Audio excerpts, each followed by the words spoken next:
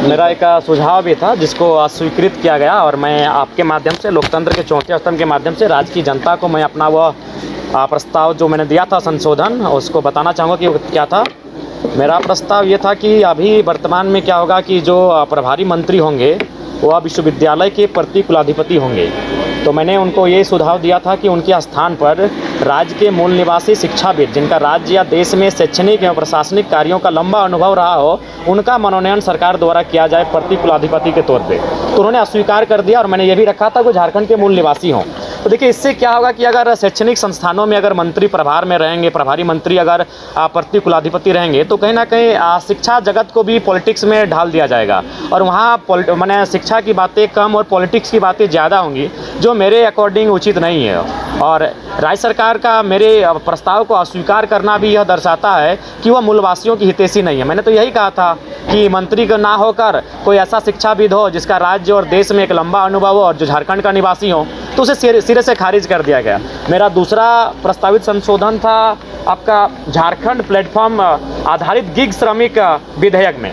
उसमें भी मैंने कहा था उनमें 3 प्रतिनिधि चयन करने की बात कही गई, जहां मैंने झारखंड के मूल निवासी को अंतः स्थापित किया जाए, ये प्रस्ताव मैंने दिया था, जिसको भी सरकार ने अस्वीकृत कर दिया। यानी मेरे 2 जो आज संशोधन मैंने दिया था, 2 सुझाव दिए थे सरकार को बिल में संशोधन करने का, और दोनों में मेरा सुझाव था कि स्थानीय झारखंड के मूल निवासी को वहां रखा जाए, और दोनों प्रस्ताव को राज्य सरकार ने इस विधेयक में खारिज कर दिया है। तो इससे ये स्पष्ट हो जाता है कि राज्य सरकार भले मंचों में आकर घड़ियाली आंसू बहाए, मंचों में ये कहे कि हम आदिवासी मूलवासी की सरकार हैं, लेकिन आज मेरे संशोधन को खारिज करना, मेरे प्रस्ताव को खारिज करना, अस्वीकार करना उनकी मंशा को साफ दर्शाता है कि वो राज्य का हितकर नहीं है, वो राज्य के मूलवासियों का, आदिवासियों का भला नहीं चाहती है। और एक मजेदार बात आपको मैं बताऊंगा, मेरा एक सवाल था कि क्या विनोद बिहारी महतो जो दिसम गुरु शिबू सोरेन के राजनीतिक गुरु कहिए, जो शिबू सोरेन ने सार्वजनिक मंचों में स्वीकार किया, दिसम गुरु ने राजनीतिक पिता कह के संबोधन किया है, क्या उनकी प्रतिमा इस राजधानी में कहीं लगाएंगे?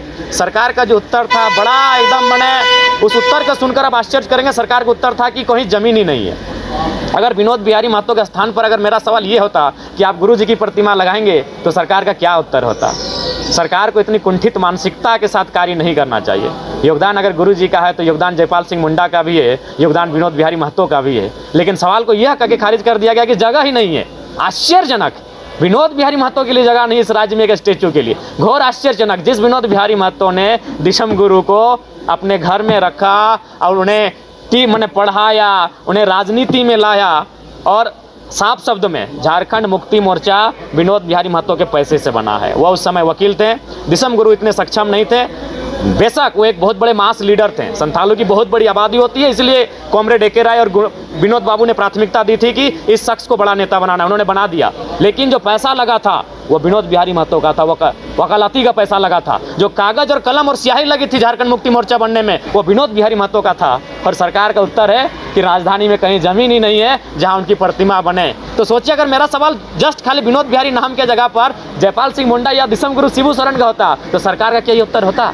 क्या सरकार को इस प्रकार से संकीर्ण राजनीति करनी चाहिए? इस प्रकार से संकीर्ण सोच रखनी चाहिए? ये दुर्भाग्य राज्य की सरकार का।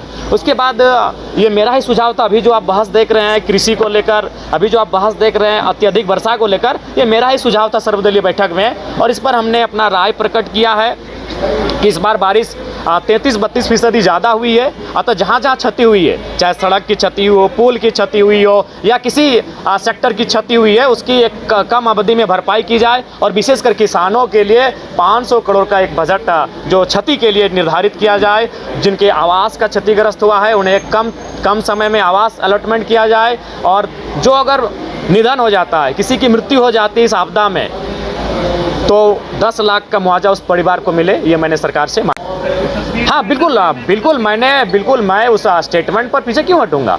सवाल हर जगह होते हैं। मैं गुरुजी का सम्मान करते हुए मैंने सवाल पूछा कि 10 दिन में अगर एक गांव की तस्वीर सुधारी जा सकती है, तो क्या 25 सालों में झारखंड के आधे गांव की तस्वीर नहीं सुधारी जा सकती है, और अगले 10 सालों में बाकी गाँव की तस्वीर नहीं सुधारी जा सकती है? मैंने ये तर्क दिया है और मैं अपने इस तर्क पे कायम हूँ। जेटेट अभ्यर्थी क्या कहेंगे? देखिए, जेटेट अभ्यर्थी पर मेरा आज शून्यकाल का प्रश्न था, माफ कीजिए कल था, कि जेटेट जो 9 वर्षों से जेटेट की परीक्षा नहीं ली गई है उस परीक्षा को लिया जाए, और यही नहीं जेटेट, जेपीएससी और तथा जेएसएससी की जो परीक्षाएं हैं वो प्रतिवर्ष ली जाएं और एक नियमित कैलेंडर जारी करके ली जाएं। मैंने ये सरकार से मांग किया है शून्यकाल के माध्यम से। दो जो मेरा प्रस्ताव मैं लेके आया था विधेयक संशोधन में, उन दोनों प्रस्तावों मैंने स्थानीय व्यक्ति का ही सुझाव किया था और दोनों प्रस्तावों को अस्वीकृत कर दिया गया। तो ये स्पष्ट है राज्य सरकार की मंशा कहीं ना कहीं राज्य के मूलवासी आदिवासियों के विपरीत ही है और उसी दिशा में कार्य कर रही तो है। आदिवासियों को तंग कर रही है ये सर? बिल्कुल तंग कर रही है। सिरम टोली आपने देखा, आपने सूर्या हत्या इनकाउंटर देखा, आपने नगड़ी का मामला देखा।